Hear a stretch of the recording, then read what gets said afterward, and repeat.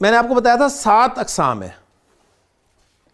جو چھٹی قسم ہے اس کا تعلق 2 الفاظ کے ملانے سے ہے, 2 الفاظ کے ملانے سے. لیکن ابھی ہم 2 الفاظ کی طرف گئے ہی نہیں, لہٰذا پہلے سے اسے پڑھانا میں مناسب نہیں سمجھتا, لہٰذا چھٹی قسم میں آپ کو بتاؤں گا نہیں. رہ گئی 7ویں قسم, تو وہ میں آپ کو بتا دیتا ہوں کہ اس کا تعلق جو ہے وہ ایک لفظ کے ساتھ بھی آ سکتا ہے. تو چھٹی چھوڑ کر 7ویں قسم میں آپ کو بتاؤں گا, اور چھٹی اس لیے خالی چھوڑوں گا کہ آپ کی کاپی میں خالی جگہ جب رہے گی تو آپ کو یاد ہوگا کہ چھٹی قسم آپ نے پڑھنی ہے, صحیح. ورنہ اگر 6 نمبر پہ وہ لکھ دوں تو پھر 7ویں خالی کی خالی رہ جائے گی ہمیشہ کے لیے. تو 7ویں قسم معرفہ کی میں آپ کو بتانے لگا ہوں. پہلے ایگزامپل دے دیتا ہوں. ولد نکرہ ہے نا, اوکے. اسے آپ معرفہ بنا سکتے ہیں ال لگا کر, تو یہ بن جائے گا الولد. آپ اسے معرفہ ایک اور طریقے سے بتا سکتے ہیں, اس کو آپ آواز دے دیں, آپ کہیں یا ولد, اے لڑکے, یا ولد. اب بن تو یہ بھی ایک قسم کا 2 الفاظ کا مجموعہ کیا, لیکن چونکہ ایک لفظ کے ساتھ یا استعمال ہو رہا ہے اس لیے میں نے اسے آسان سمجھا اور آپ کے سامنے رکھ دیا. اب یہ ولد بھی معرفہ ہو گیا یا کی وجہ سے. تو گویا یہ والی قسم, یعنی جس اسم سے پہلے آپ کو یا نظر آ جائے, یا نظر آ جائے, اللہ تو معرفہ ہی ہے نا, لیکن ہم یا اللہ کہتے ہیں, تو یہ نہیں ہوگا کہ اللہ پہلے معاذ اللہ نکرہ تھا تو اب معرفہ ہو, نہیں.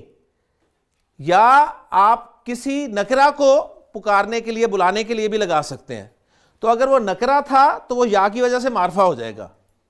تو یہ جو 7ویں قسم ہے یہ بنے گی معرف بن ندا, معرف بن ندا, یعنی ندا کے ذریعے معرفہ بنایا ہوا. اور اس کی ایگزامپل یا ولدو, اور قرآن سے ایگزامپل رکھنی ہے.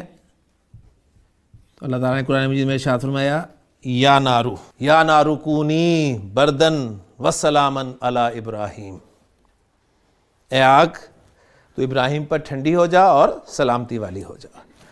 تو اگر نار کو آپ ویسے دیکھیں, ٹھیک ہے, نار کو آپ ویسے دیکھیں, بلکہ یہاں سے میں فی الحال حرکات ہٹا دوں, یہ آپ کو پھر کنفیوز کریں گی. یا ولد اور یا نار. نار نکرہ ہے, نار نکرہ ہے نا. اب آپ سوچ رہے ہوں گے یار نار بھی نکرہ, سوچیں گے تو کنفیوز ہوں گے کہ آگ بھی نکرہ, لیکن لسٹ میں نہیں آ رہی آگ, صحیح.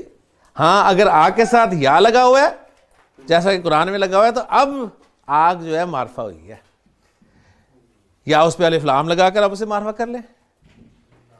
کلیئر. تو 5 اقسام کے بعد ایک قسم چھوڑ کر ہم نے 7ویں قسم پڑھ لی. اب ہم اپنے سبق کو یہ جو ال لگایا ہے نا, اس کے حوالے سے تھوڑا سا آگے بڑھائیں گے, کیونکہ بہت استعمال ہے اس کا قرآن مجید میں ال کا, اور بہت مزیدار ٹاپک ہے یہ جو میں اب آپ کے ساتھ شیئر کرنے لگا ہوں. لیکن جی یہ جو ال ہے نا, اس میں 2 حروف استعمال ہوئے ہیں, اور یہ دونوں حروف انتہائی اہم حروف ہیں. یہ جو ہے یہ حمزہ ہے, اور ال کا جو حمزہ ہے, حمزہ تو کہیں بھی آ سکتا ہے نا, اذن میں بھی حمزہ آیا ہے, اذن کان شروع میں حمزہ ہے نا. لیکن یہ جو ال کا حمزہ ہے اس کا ایک خاص نام ہے, وہ آپ نے یاد رکھنا ہے, بہت کام آئے گا آپ کو انشاءاللہ تعالی. اس کا نام ہے حمزۃ الوصل. حمزۃ الوصل, بس اس کا نام آپ یاد کر لیں کسی طرح. بہت ساری دوائیوں کے نام آپ کو یاد کرنے پڑتے ہیں. کام کی جو دوائی ہوتی ہے وہ یاد ہے, کہاں آپ بار بار لکھ کے موبائل پہ رکھیں گے, ہر دفعہ موبائل نکالیں گے, پرچی نکالیں گے, ڈبی ساتھ رکھیں گے, آپ کہتے ہیں یاد ہی کر لیں, جہاں گئے دوائی کا نام بولا دوائی لے لی. تو اس کا نام آپ کو یاد ہی کرنا پڑے گا. یہ حمزہ جو ال کا حمزہ ہے, ال کا حمزہ میں بتا رہا ہوں, یہ حمزۃ الوصل ہے. اور جو ال کا لام ہے نا, ال کا لام, اس کا بھی ایک خاص نام ہے, اس کا نام ہے لام تعریف.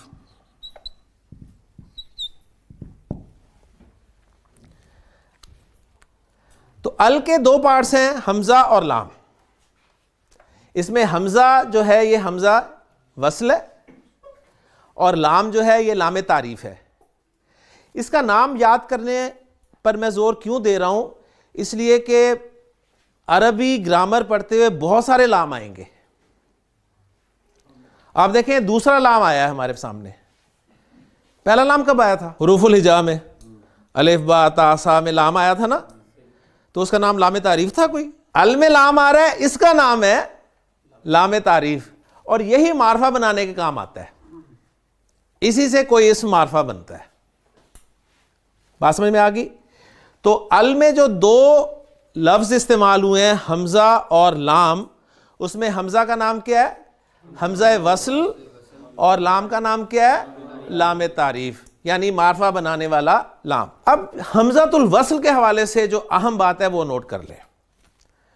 حمزۃ الوصل اسے کیوں کہتے ہیں، یا حمزۃ الوصل جب بھی آپ کے سامنے عربی کی کلاس میں آئے گا تو کیا بات آپ نے یاد رکھنی ہے، وہ یہ ہے کہ الکتاب جو ہم نے فائنل کیا ہے لفظ کتاب نکرہ کو معرفہ بنا کر،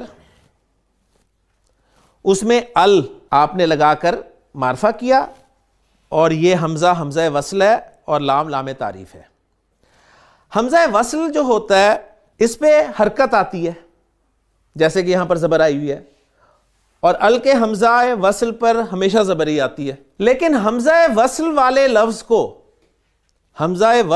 لفظ کو جب آپ پیچھے سے ملا کر پڑھتے ہیں نا، پیچھے سے ملا کر پڑھتے ہیں، مثلا اس کے پیچھے لفظ آ گیا جی ذالکہ. جب یہ ذالکہ نہیں تھا تو آپ اسے پڑھ رہے تھے الکتاب. اب اس کے پیچھے آ گیا ذالکہ، تو اب آپ اسے ذالکہ الکتاب نہیں پڑھیں گے. ایسے ہی ہے نا، قرآن سب نے پڑھا ہے ماشاءاللہ. آپ اسے کیا پڑھیں گے؟ ذالکل کتاب، ذالکل کتاب.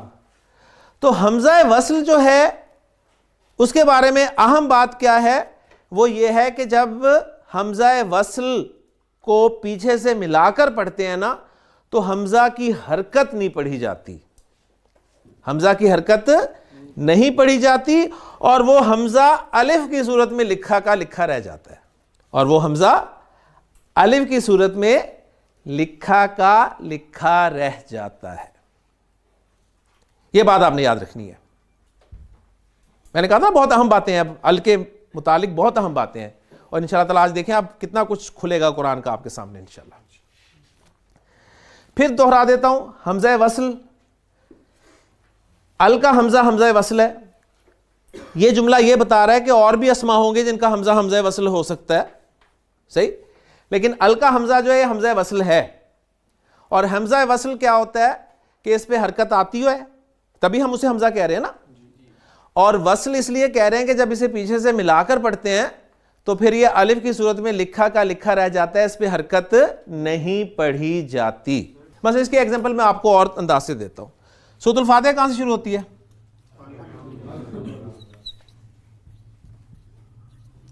الحمدللہ رب العالمین.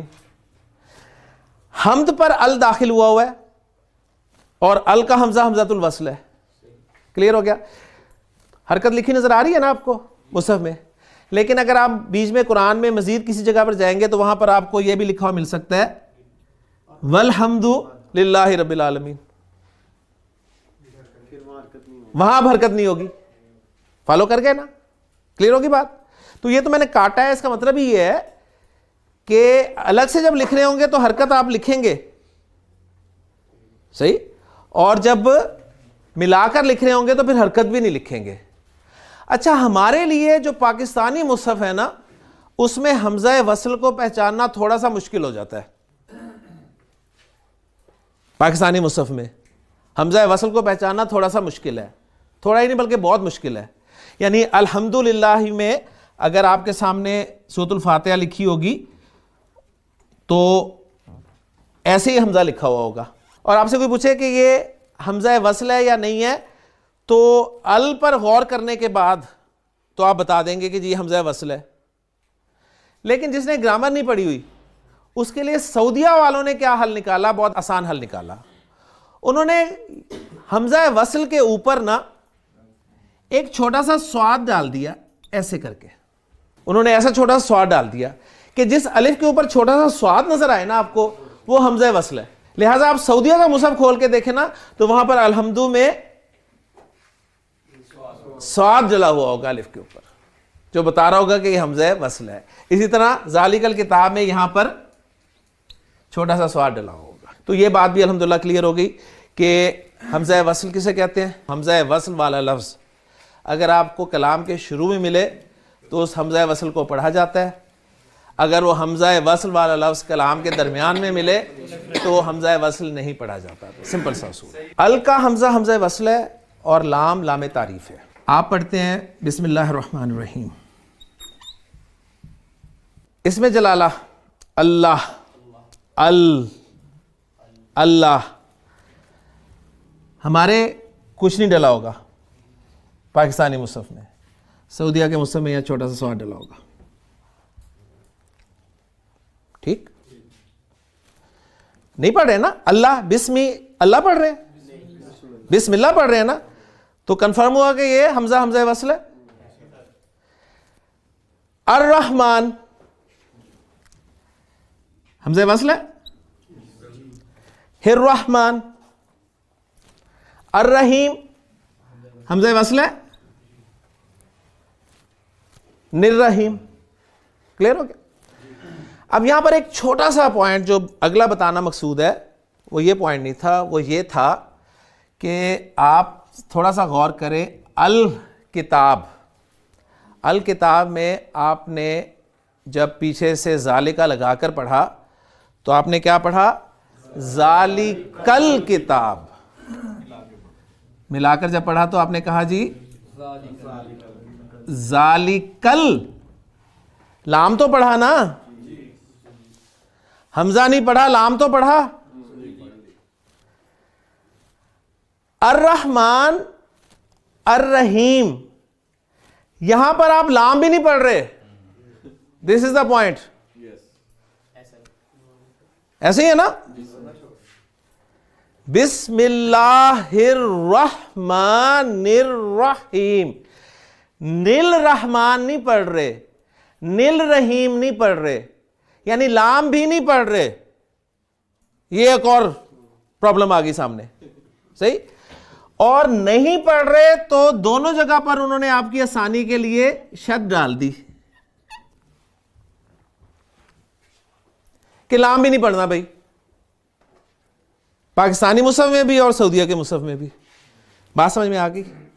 اب کویسچن جو یہاں پر پیدا ہوتا ہے وہ یہ ہوتا ہے کہ ال کا حمزہ وصل تو ہمیں سمجھ میں آ گیا, کب نہیں پڑھنا, جب پیچھے سے ملا کے پڑھنا ہے. تو ال کا لام کب نہیں پڑھنا, ٹھیک ہے, ال کا لام کب نہیں پڑھنا. اس کا جواب بھی ہے کہ شد ہو تو نہیں پڑھنا, لیکن اگر شد نہ ہو تو نہیں پڑھنا. یہ میں آپ کو بتانا چاہ رہا ہوں. اگر شد نہ بھی ڈلی ہو, کچھ بھی نہ ڈالا ہو, عربی کا لفظ آپ کے سامنے آئے تو بھی آپ کے اندر یہ قابلیت ہونی چاہیے کہ آپ وہاں پر یہ بتائیں کہ یہاں پر بھی لام پڑھنا ہے یا نہیں پڑھنا. ٹھیک ہو گیا. اس کا جواب دینے لگا ہوں. سوال سب کے سمجھ میں آ گیا نا. چلیں جی, اب میں آپ کو اس کا جواب صرف ایک جملے کی صورت میں دینے لگا ہوں کہ آپ نے ال کے لام کو کب پڑھنا ہے, ال کے لام کو کب پڑھنا ہے. اس کا جواب دینے لگا ہوں ایک جملے میں صرف, اور وہ جملہ ہے حق کا خوف عجب غم ہے. کوئی آپ سے سوال کرتا ہے کہ جی ال کے لام کو کب پڑھنا ہے, تو آپ اسے جواب دیں گے حق کا خوف عجب غم ہے. وہ کہے گا سمجھ نہیں آئی, تو آپ کہنا مجھے بھی نہیں آئی. ال کا حمزہ کب نہیں پڑھا جاتا, جب پیچھے سے ملا کے پڑھتے ہیں. ال کا حمزہ کب نہیں پڑھنا, جب پیچھے سے ملا کر پڑھا جا رہا ہو. کلیئر. ال کے لام کو کب پڑھنا ہے, حق کا خوف عجب غم ہے, اس صورت میں پڑھنا ہے. اب اس کا کیا مطلب ہے حق کا خوف عجب غم ہے.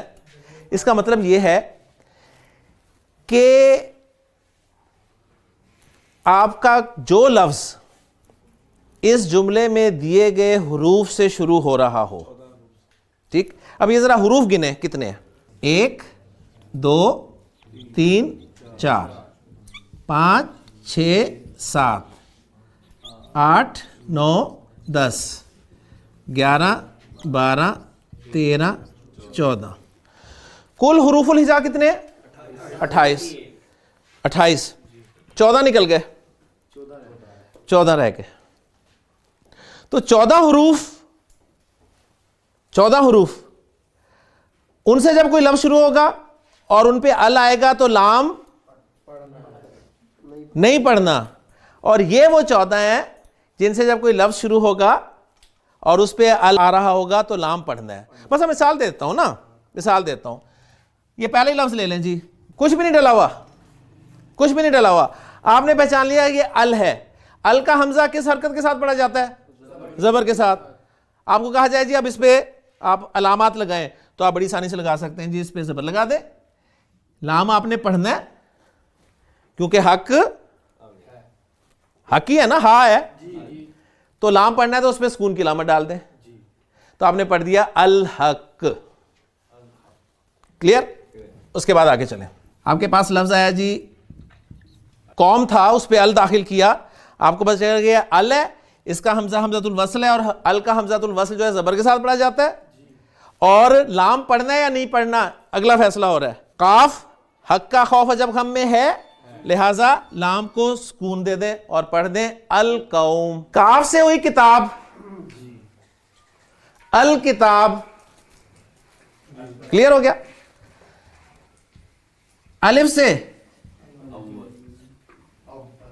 अल्लाह ताला के इसमें ग्रामी अल अव्वल, लाम पढ़ रहे, अलिफ आ गया।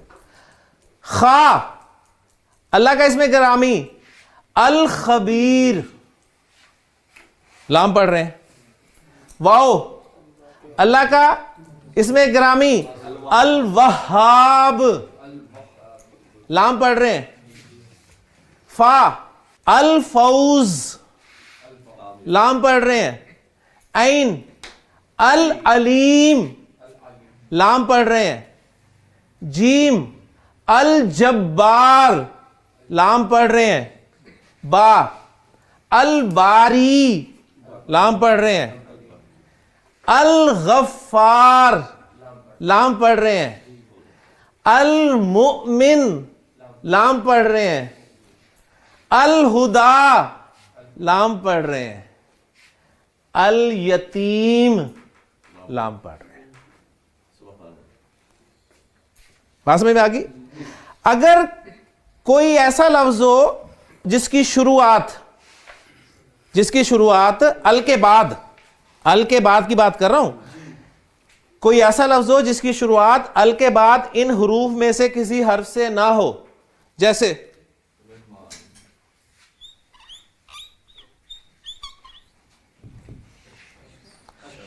अल के बाद शीन से शुरू हो रहा है लफ्ज, शीन इसमें है, हक का खौफ जब हम में है, लिहाजा लाम भी नहीं पढ़ना। और आप इसको कैसे पढ़ेंगे? अशम्स, अशम्स। ठीक। और अब आपसे कहा जाए इस पे डालें अलामात, तो आप इस पे ज़बर डाल देंगे, लाम पे कुछ नहीं डालेंगे, और शीन पे शद डाल देंगे।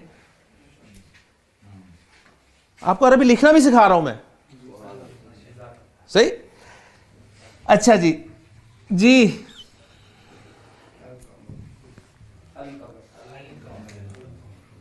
अल के बाद काफ से शुरू हो रहा है। काफ हक का खौफ जब हम में है तो लाम पढ़ना है, लिहाजा आप जब अलामात लगाएंगे तो आप इसे पढ़ेंगे अल कमर। इन दोनों अस्मा के एतबार से ये जो 14 और 14 हुरूफ है ना, 14 और 14, 14 ये और 14 वो, 14 ये और 14 वो, इनके नाम रख दिए ग्रामर वालों ने, सही? उन्होंने कहा ये वाले जो है ना, ये वाले जहां पर लाम पढ़ना है, ये कमरी हुरूफ है,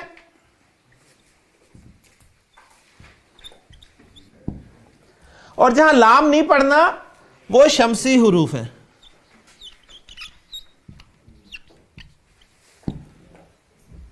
तो गोया हुरूफुल हिजा की डिवीजन हो गई दो किस्म के हुरूफ में, कमरी हुरूफ और शमसी हुरूफ। आपसे पूछा जाए जी कमरी हुरूफ कौन से होते हैं, क्या जवाब देंगे आप? शाबाश, बस सिंपल सा जवाब देना। ठीक, लंबी चौड़ी बातें नहीं हमने करनी। کہ جی قمری حرف وہ ہوتا ہے جس یہ قمری حروف کون سے ہیں جی؟ حق کا خوف جب ہم نے. شمسی حروف کون سے ہوتے ہیں؟ حق کا خوف جب ہم. سبحانک اللہم و بحمدک اشہد ان لا الہ الا انت استغفرک.